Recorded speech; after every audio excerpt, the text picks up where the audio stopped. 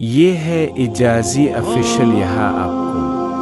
حمد و نعت اور تقاریر دیکھنے کو ملے گی۔ فرمایا کام کرنے والوں کو چاہیے کہ اپنے اعمال کو اپنا کمال نہ سمجھے، بلکہ اللہ رب العزت کا احسان سمجھ کر شکر کرے کہ انہوں نے ہم سے کام لیا، ورنہ ہماری کیا طاقت تھی۔ اللہ رب العزت نیکی کی توفیق نصیب فرمائے، اطاعت پہ استقامت ملے، تو اس میں اپنا کمال نہ سمجھے بلکہ یہ اللہ کا فضل سمجھے۔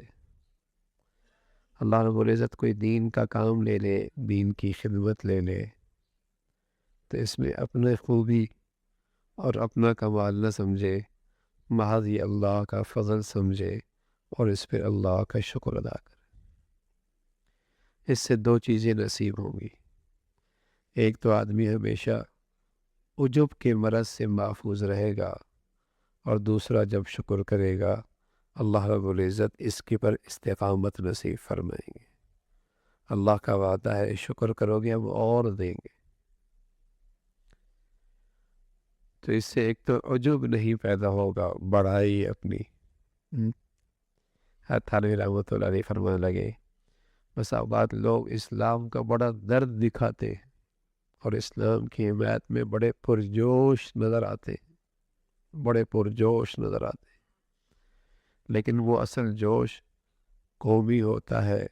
وطنی ہوتا ہے، یا پھر حب جاہ کے لیے ہوتا ہے، یا پھر حب جاہ کے لیے ہوتا ہے۔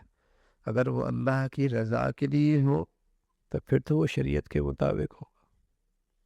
پھر تو اللہ کے حکموں کا خیال رکھے گا، پھر تو اللہ کی رضا کے مطابق کام کرے گا،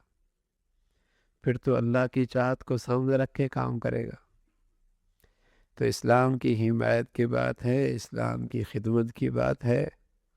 لیکن چونکہ مقصود حب جاہ ہے تو سچ جھوٹ کو، صحیح غلط کو،